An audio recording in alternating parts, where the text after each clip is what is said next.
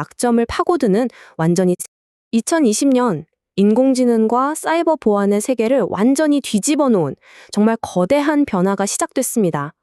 이건 그냥 말을 잘하는 AI를 넘어서요. 스스로 시스템의 약점을 파고드는 완전히 새로운 종류의 지능이 등장했다는 신호탄이었죠. 모든 건 바로 이 한 문장 때문이었습니다. 엔트로픽에서 실수로 유출된 이 문서는요, 전 세계 기술업계와 보안업계에 그야말로 핵폭탄급 충격을 던졌습니다. 그래서 오늘 이 시간에는 이 핵심 질문에 대한 답을 한번 같이 찾아가 보려고 합니다. 모든 것의 시작, 바로 그 유출 사건의 여파부터 차근차근 따라가 보시죠. 이 시작부터가 정말 드라마 같았어요. 개발사인 엔트로픽이 진짜 실수로 아직 공개하면 안 되는 블로그 게시물 초안 하나를 공개 데이터 캐시에 남겨둔 거예요. 근데 이게 유출되자마자 전 세계 사이버 보안 관련 주식들이 그냥 폭락하기 시작했습니다. 아니 대체 이렇게 무시무시한 AI는 어떻게 태어난 걸까요? 그 뿌리를 한번 거슬러 올라가 보죠. 이 타임라인을 한번 보세요. 미토스가 갑자기 하늘에서 뚝 떨어진 괴물이 아니라는 걸 알 수 있죠. 엔트로픽이 AI를 개발하면서 차곡차곡 쌓아올린 기술의 정점에 있는 모델, 바로 그거였던 겁니다. 근데 여기서 엔트로픽이 딱 잘라 말하는 아주 중요한 포인트가 있습니다. 미토스는요, 처음부터 해커로 키워준 AI가 아니라는 겁니다. 그냥 범용진행이랑 코딩 능력을 극한까지 끌어올리다 보니까 자기도 모르게 의도치 않게 얻게 된 능력이라는 거죠. 엔트로픽이 든 비유가 바로 이건데, 와, 진짜 기가 막히지 않나요? 시스템의 원리를 너무너무 깊게 파고들다 보니까 자연스럽게 그 시스템을 무너뜨리는 방법까지 그냥 터득해버렸다는 겁니다. 시스템의 원리를 깊이 이해한 결과라니, 그렇다면 대체 어떤 기술이 있었길래 이런 전례 없는 능력을 갖게 된 걸까요? 한번 제대로 파고 들어가 보죠. 자, 미토스를 인간 최고 수준의 해커처럼 생각하고 행동하게 만든 4가지 핵심 기술입니다. 첫 번째, 무한 컨텍스트 윈도우. 이걸로 코드 전체를 그냥 한눈에 쫙 삐뚤어 보는 거예요. 두 번째, 재귀적 자기수정. 스스로 가설 세우고 틀리면 배우고 또 배우고 계속 똑똑해지는 거죠. 세 번째, 네이티브 시스템 도구 통합. 이건 진짜 사람처럼 디버거나 시스템 도구를 막 직접 쓰는 능력이에요. 그리고 마지막, 에이전틱 스캐폴딩. 복잡한 공격 계획을 스스로 세워서 실행까지 해버리는 겁니다. 이 모든 걸 상상도 못할 기계 속도로 해주는 거고요.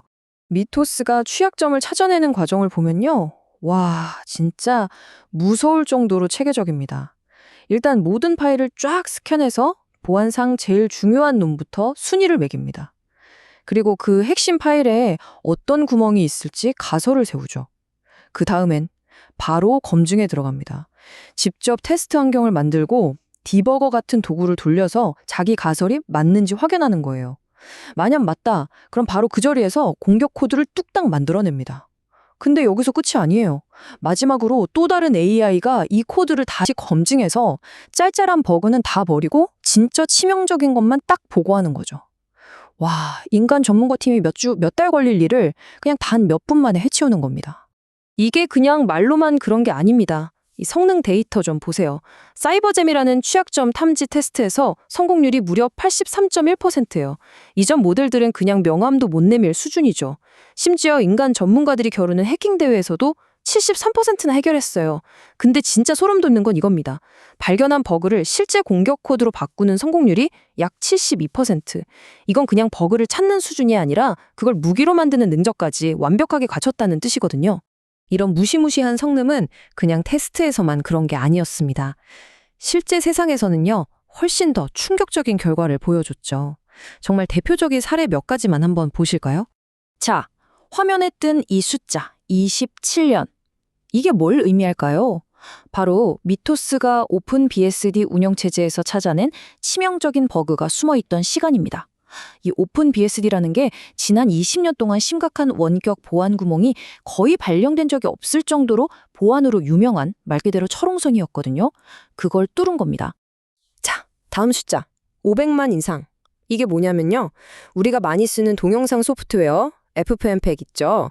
거기 코드 한 조각이 자동화 도구로 테스트된 횟수입니다.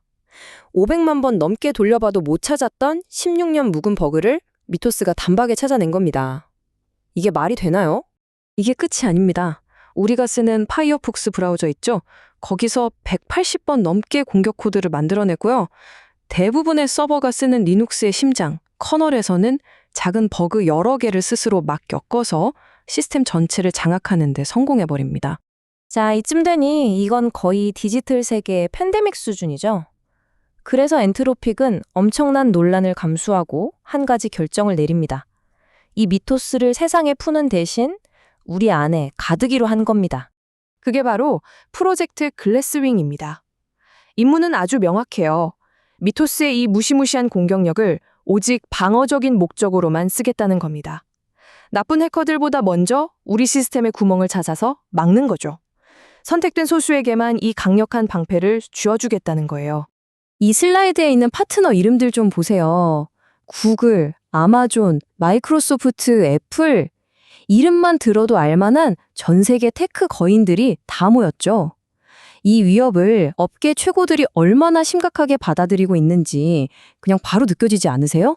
하지만 이 프로젝트 논란이 엄청납니다.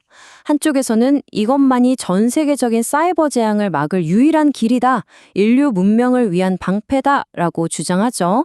그런데 다른 한쪽에선 이거 다 엔트로픽 몸값 올리려는 쇼 아니냐?